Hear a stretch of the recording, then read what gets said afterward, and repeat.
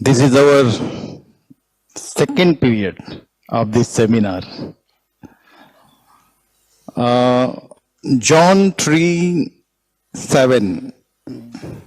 It is written in board screen. क्यों नहीं हम लोग सब एक साथ पढ़े? Yes. Marvel not that I said unto thee, ye must be born again. So हम लोग इससे पहले कि इस विषय में आगे बढ़ेंगे, प्रार्थना करेंगे। प्रेमी परमेश्वर पिता, प्रभु यीशु मसीह के नाम से एक बार फिर हम आपके चरणों में आते हैं। आपने सुबह से लेकर अभी तक हमारी सहायता किया कि हम आपके वचन पर ध्यान केंद्रित करें। अपनी आवश्यकता को हमने देखा प्रभु, आपकी जो इच्छा है उस पर हमने ध्यान किया और इसलिए उन बातों को अपने जीवन में ठीक ठीक समझने और उसको अपने जीवन में धारण करने की शक्ति प्रदान करें। यही हमारी विनती और प्रार्थना है। आपकी पवित्र उपस्थिति जो हमारे बीच में है प्रभु, उसके लिए हम आपका धन्यवाद करते हैं और विनती करते हैं कि आगे का जो भी समय है उसमें हम आपके वचन को ठीक ठीक समझ सकें। प्रार्थना हमारे प्रभु यीशु मसीह के पवित्र और मीठे नाम से मांगते हैं, आमीन। It's a very common verse, especially in believers. जो मेन लाइन चर्चेज हैं उसमें इस विषय में जल्दी लोग ध्यान नहीं करते। मेन लाइन चर्चेज बोलने से जो नॉर्थ में मैं देखता हूँ CNI और लुथरन और बहुत सारे हैं, जो बॉर्न अगेन शब्द को सुनते साथ उनको इरिटेशन लगता है। But those who are believer, ये शब्द हमारे लिए इट्स वेरी कॉमन। कई बार जो प्रीचर्स हैं या कई बार जो प्रीचर उपदेशक आते हैं वो कई बार सीधे पूछते हैं कि क्या पूछते हैं, हैव यू बॉर्न अगेन। अब तब इसके विषय में कुछ बात आज हम ध्यान करेंगे कि बॉर्न अगेन का मतलब होता क्या है। ये भी एक ऐसा विषय है जो हमको इसके विषय में ठीक ठीक नॉलेज हो सकता है कि हो और हो सकता है कि ना हो। We will see and examine yourself कि do you know all this things in the very true way. नए सिरे से जन्म,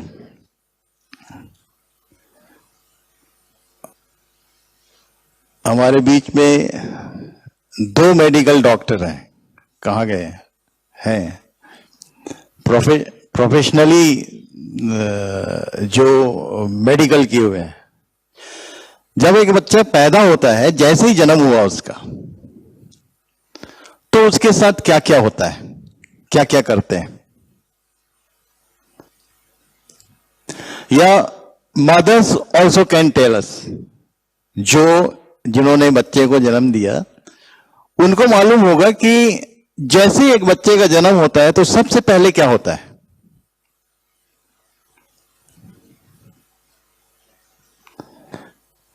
बाहर कांग्रेचुलेशन और मतलब कभी कभी तो मैं देखा हूं कि पटाखे भी फोड़ देते हैं लोग, बहुत खुश रहते हैं। उस बच्चे के साथ जिसका जन्म हुआ उसके साथ क्या होता है? अ बॉर्न चाइल्ड सबसे पहले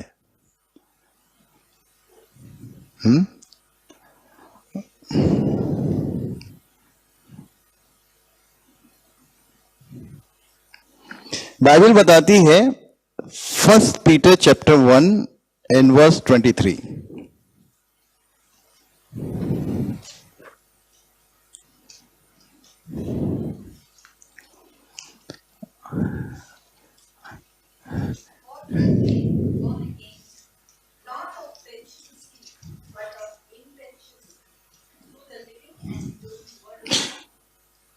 ये बोलता है कि नया जन्म किसके द्वारा होता है?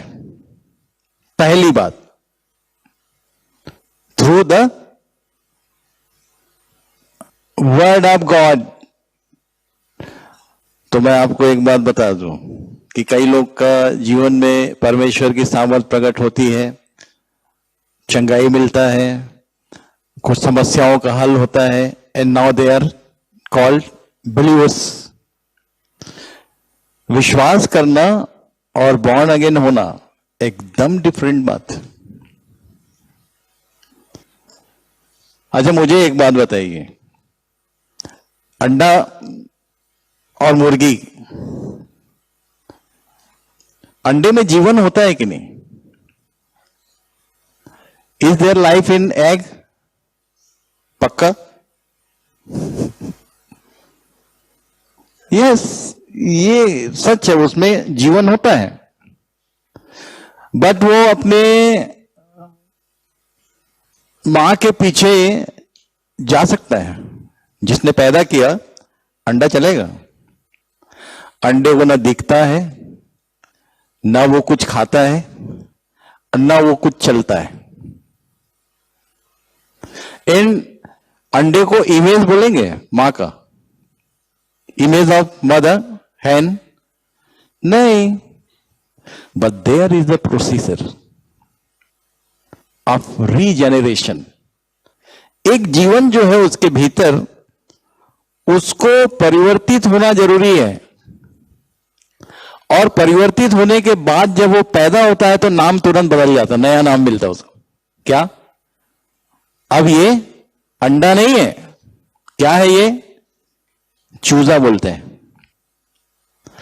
और चूजा को सब दिखता है, चूजा सब कुछ खाता है और अपने मां के पैर के आसपास ही दौड़ता है, natural. Dear friends, when the study was going on in this period, due to some technical problem, video recording was stopped, so that I tried to complete it again at home. Please consider and continue it with me. मैं कह रहा था कि the best example of regeneration, अंडे का चूजे में परिवर्तित होना।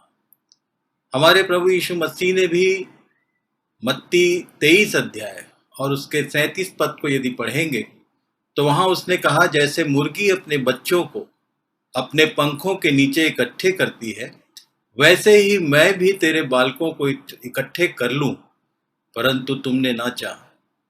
जैसे मुर्गी अंडों की रखवाली नहीं करती है, बच्चों की रखवाली करती है, वैसे ही परमेश्वर भी नए जन्मे हुए बच्चों को, जिनका रीजेनरेशन हुआ, उनको विशेष प्रोटेक्शन देता है, उनकी रक्षा करता है। और इसलिए इस बात को समझना बहुत जरूरी है कि ये नया जन्म होता कैसे है। ये नया जन्म का विषय जो है, इसको हमको ठीक ठीक समझना अति आवश्यक है। पहला पतरस और 1 अध्याय उसके 23 पद में यूं लिखा हुआ है, क्योंकि तुमने नाशमान नहीं पर अविनाशी बीज से परमेश्वर के जीवते और सदा ठहरने वाले वचन के द्वारा नया जन्म पाया है। परमेश्वर का वचन बताता है कि एक मनुष्य बचपन से ही पाप में पैदा होता है और पाप करते हुए उसका जीवन बीतते रहता है, पर उसके जीवन में परमेश्वर किसी न किसी बहाने, चाहे बीमारी के, चाहे समस्याओं के समाधान के रूप में, परमेश्वर अपने आप को प्रकट करता है और बताता है कि मैं ही वो सामर्थी परमेश्वर हूँ जो तुम्हें नया बना सकता हूँ। और इसलिए जब एक व्यक्ति मन फिराता है, अपने मन को परमेश्वर के वचन पर लगाता है, तो ये जो वचन है, इसकी सामर्थ्य से एक मनुष्य के भीतरी मनुष्यत्व में कुछ एक नया पैदा होता है और वो धीरे धीरे बढ़ता है। जैसे अंडे के लिक्विड में एक फॉर्मेशन होता है, वैसे ही मनुष्य के भीतरी मनुष्यत्व में एक नया जीवन जन्म लेता है और वो धीरे धीरे बढ़ता है।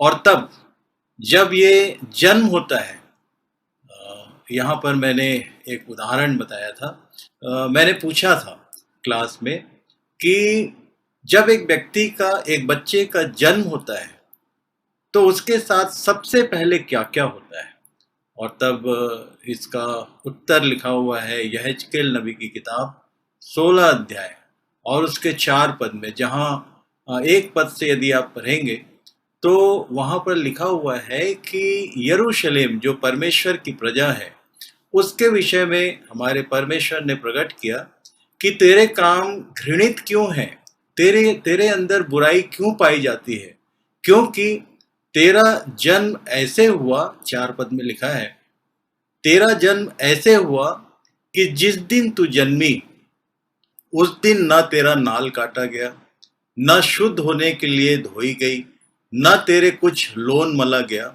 और न कुछ कपड़ों में लपेटी गई। एकदम नेचुरल, जो एक बच्चे के शारीरिक जन्म के बाद जो कुछ होता है, आत्मिक जीवन में भी वही बातें होनी जरूरी है। लिखता है कि तेरा जन्म ऐसे हुआ जिस दिन तू जन्मी उस दिन न तेरा नाल काटा गया, न शुद्ध होने के लिए धोई गई, न तेरे कुछ लोन मला गया और न कुछ कपड़ों में लपेटी गई।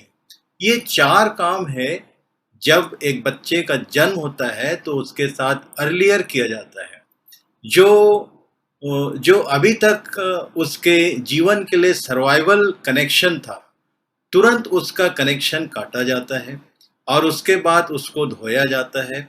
उसके बाद उस पर कुछ तेल मला जाता है और उसके बाद उसे कपड़ों में लपेट कर तब उसे गोद में उठाने लायक बनाया जाता है। इस तरह से एक बच्चे का जन्म होता है।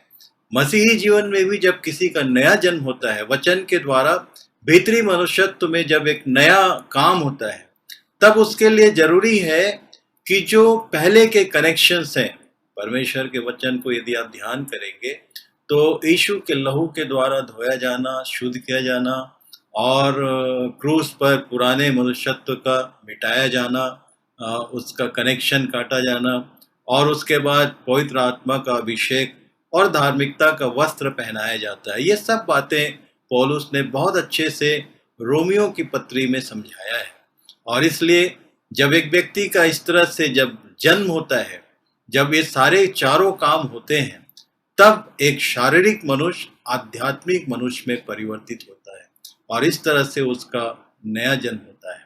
और तब परमेश्वर के वचन में जो बात लिखी है, एक प्रश्न आता है कि एक बच्चे का जन्म हुआ, इज इट इनफ?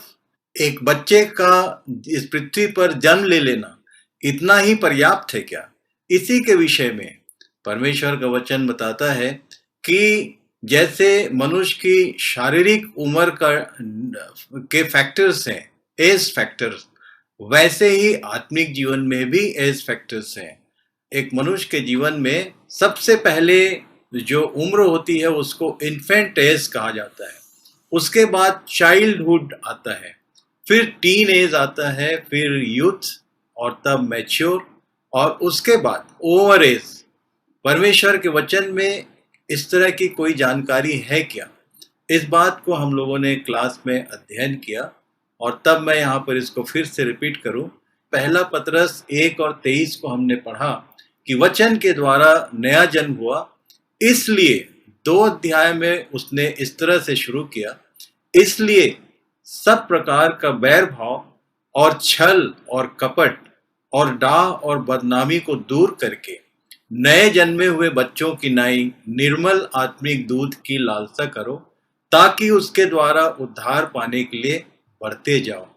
परमेश्वर का वचन बताता है कि एक नए जन्मे हुए बच्चे को भी आगे बढ़ने की आवश्यकता है। और हमने शुरू से आज के पहले पीरियड से लेकर अभी तक इन बातों पर अपना ध्यान लगाया है और हम सीखने का प्रयास कर रहे हैं कि एक नया जन्म पाए हुए मनुष्य को उन्नति करना जरूरी है, उसको बढ़ना बहुत जरूरी है। और उसके बढ़ने के स्टेप भी जैसे शारीरिक मनुष्य अपने जन्म से लेकर मैच्योर होने तक, सयाना होने तक बढ़ता रहता है, आत्मिक जीवन में भी ऐसा ही कुछ होता है। परमेश्वर का वचन बताता है, इब्रानियों की पत्री हिब्रू 5:11 to 13 यदि आप पढ़ेंगे तो वहां एक बात बताया पौलुस ने कि दूध पीने वाले बच्चे को तो धर्म के वचन की पहचान नहीं होती, क्योंकि वह बालक है।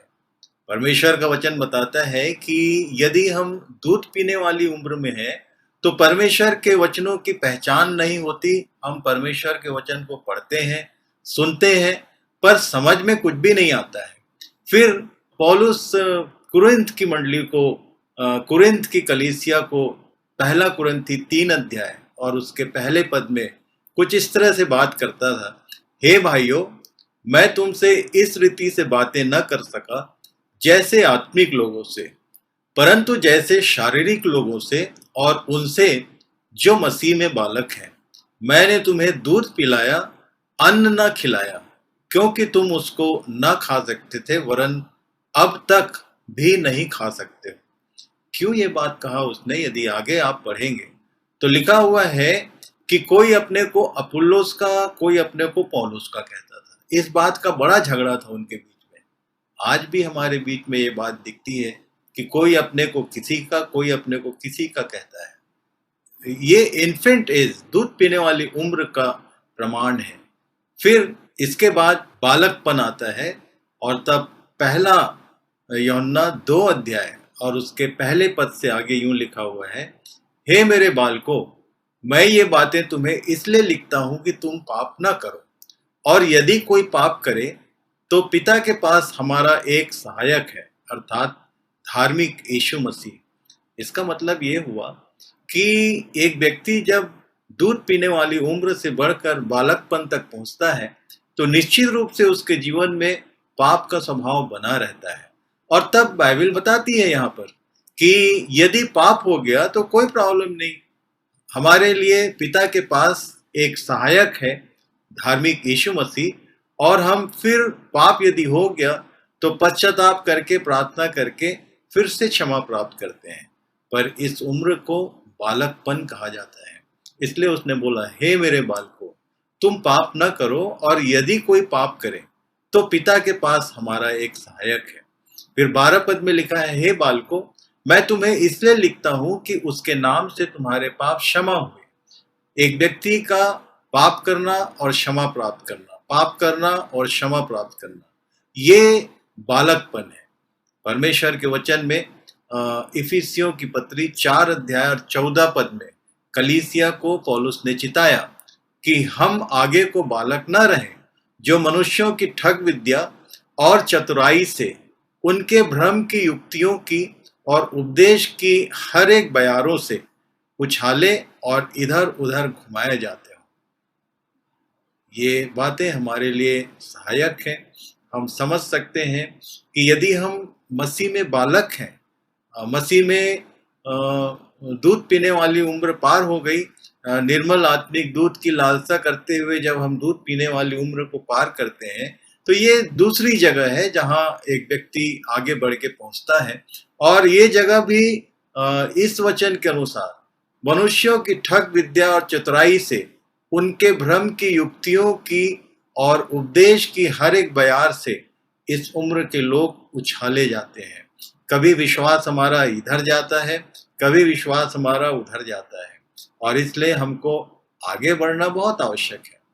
और तब उसके 13 पद में लिखा हुआ है, हे पितरों, मैं तुम्हें इसलिए लिखता हूं कि जो आदि से है तुम उसे जानते हो। हे जवानों, मैं तुम्हें इसलिए लिखता हूं कि तुमने उस दुष्ट पर जय पाई है। हे लड़कों, मैंने तुम्हें इसलिए लिखा है कि तुम पिता को जान गए हो। यदि हम इसको सही सीक्वेंस में पढ़ें तो ये कुछ इस तरह से हो सकता है, पहला, दूसरा, तीसरा, चार इसके भी स्टेजेस हैं। हे बालकों, मैं तुम्हें इसलिए लिखता हूं कि उसके नाम से तुम्हारे पाप क्षमा हुए। हे लड़कों, मैंने तुम्हें इसलिए लिखा है कि तुम पिता को जान गए हो। हे जवानों, मैं तुम्हें इसलिए लिखता हूं कि तुमने उस दुष्ट पर जय पाई है। हे पितरों, मैं तुम्हें इसलिए लिखता हूं कि जो आदि से है तुम उसे जानते हो। पहली बात तो हमने समझा कि बालक की दशा में, बालकपन में एक मनुष्य से पाप होता है, फिर क्षमा प्राप्त करता है, फिर पाप करता है, फिर क्षमा प्राप्त करता है। और तब लड़कपन क्या है? लड़कपन पिता को और उसकी पूरी योजनाओं को जानना। हमारे प्रभु यीशु मसीह ने यूहन्ना रचित सुसमाचार में इस बात को प्रकट किया कि अनंत जीवन क्या है, और लिखा है कि अनंत जीवन अपने पिता परमेश्वर को और यीशु मसीह को जानना ही अनंत जीवन है। और यदि हम पिता को और उसके पुत्र हमारे प्रभु यीशु मसीह को जिसे उसने भेजा है जानते हैं, तो ये लड़कपन है। और सिर्फ लड़कपन तक बढ़ना भी पर्याप्त नहीं है। परमेश्वर का वचन बताता है, आगे लिखा है, हे जवानों, मैं तुम्हें इसलिए लिखता हूं कि तुमने उस दुष्ट पर जय पाई है। परमेश्वर के वचन में इफिसियों की पत्री 6 अध्याय में पौलुस ने बहुत अच्छे से समझाया कि हमारा ये जो आत्मिक जीवन है ये एक युद्ध है, और ये एक ऐसा युद्ध है जो शारीरिक नहीं है, मांस और लोहू से नहीं, परंतु दुष्टता की आत्मिक सेनाओं से है जो इस संसार में काम करती है। और इसलिए वहां पर उसने हथियारों का वर्णन किया है। यदि आप ध्यान से देखेंगे तो 7 हथियार हैं, और उसमें से एक ही है जो आक्रामक है, एक ही तलवार है, और बाकी सारे सेफ्टी इंस्ट्रूमेंट्स हैं। और इसलिए उन हथियारों को भी ध्यान करें, और तब आप पाएंगे कि आपने उस दुष्ट पर जय पाया। परमेश्वर के वचन के अनुसार उस दुष्ट पर जय पाना, शैतान पर जय पाना ही जवान होना, आत्मिक जीवन में शैतान को हराना ही जवानी है। और इसलिए जो बालक के रूप में जिनका जन्म हुआ, जो लड़कों के रूप में जिन्होंने पिता और यीशु मसीह के विषय में जानकारी हासिल की, और अब उन्हें उस दुष्ट पर जय पाना अवश्य है। यदि आप प्रकाशित वाक्य में एंटर करेंगे तो वहां पर लिखा हुआ है, बार बार ये बात लिखा है, जो जय पाए उसे मैं मुकुट दूंगा। जो जय पाए, बार बार लिखा है, जो जय पाए। और इसलिए हमें उस दुष्ट पर जय पाना आवश्यक है। और इसके बाद, हे पितरों, मैं तुम्हें इसलिए लिखता हूं कि जो आदि से है तुम उसे जानते हो। परमेश्वर के वचन में ये बात लिखी गई है कि हे पितरों, मैं तुम्हें इसलिए लिखता हूं कि जो आदि से है तुम उसे जानते हो। मैं कई बार पूछता हूं कि आदि से क्या है, तो कोई कुछ कहता है, कोई कुछ कहता है। यूहन्ना 1 अध्याय में सीधे सीधे लिखा है कि आदि में वचन था, और इसलिए वचन को यहां से वहां तक गहराई से जानना ही सयानापन है। परमेश्वर के वचन में सयाना होना, इसका मतलब यदि हम पिता को जानते हैं, और यदि हम हमारे प्रभु यीशु मसीह के विषय में जानते हैं कि कैसे वो जन्मा, कैसे उसने दुख उठाया, कैसे उसने चंगाई किया, और कैसे वो मारा गया, गाड़ा गया, और तीसरे दिन जी उठा और स्वर्ग पर चढ़ गया, यदि हमारी जानकारी सिर्फ इतनी ही है तो ये लड़कपन है। यदि हमने उस दुष्ट पर जय नहीं पाया तो अभी तक हम जवान नहीं हुए। और यदि पाप का स्वभाव साथ साथ चल रहा है तो तब तो फिर हम बालक ही हैं। और इसलिए ऐसी दशा में परमेश्वर कैसे कोई जिम्मेदारी हमको देगा? जिम्मेदारी तो सयानों के लिए है। परमेश्वर का वचन कहता है कि अन्न के समान जो परमेश्वर के वचन को खाते हैं और पचाते हैं, जिन्होंने परमेश्वर के वचन को अपने जीवन में गहराई से अध्ययन किया और उन्हें काम में लाते लाते अनुभवी हो गए हैं, वे सयाने ठहरते हैं, और वे ही रीजनरेट कर सकते हैं, वे ही बहुतों के लिए उद्धार का कारण हो सकते हैं। और इसलिए मित्रों, एक ही बात कहूंगा मैं कि हमने नया जन्म तो पाया, हमारा नया जन्म तो हुआ, पर हमारी बाढ़ हुई कि नहीं, हमने इन सब स्टेजेस को पार किया या नहीं किया, इसी विषय पर हमने ध्यान किया है। और तब प्रभु का काम करने के लिए, उसके राज्य की महिमा को बढ़ाने के लिए, इस पृथ्वी पर बहुतों का उद्धार कराने के लिए आवश्यक है कि हम अपने व्यक्तिगत जीवनों को जांचें और देखें कि हम सयानेपन तक पहुंचे या नहीं। और इसलिए हमारा जो पहला पीरियड था, वाई बाइबल स्टडीज, क्यों परमेश्वर के वचन का अध्ययन करना जरूरी है, इसलिए कि हम और भी सयाने होते जाएं, परमेश्वर के वचन को सीखते हुए हम दूसरों को भी नए जीवन तक ला सकें, दूसरों को भी हम उद्धार के मार्ग तक पहुंचा सकें। इसलिए परमेश्वर के वचन पर ध्यान करना ही सयानापन है। मैं ये कह सकता हूं, knowing the word of God is called maturity in spiritual life. एक बार फिर से मैं स्मरण दिलाऊं कि शारीरिक मनुष्य अंडे के समान है, जिसको ना तो कुछ दिखता है और ना ही जिसको परमेश्वर के वचन का कोई भी भाग हजम होता है, ना ही वो उसे ग्रहण कर सकता है, और चलना तो दूर की बात है, और ना ही उसके पास परमेश्वर का स्वरूप है।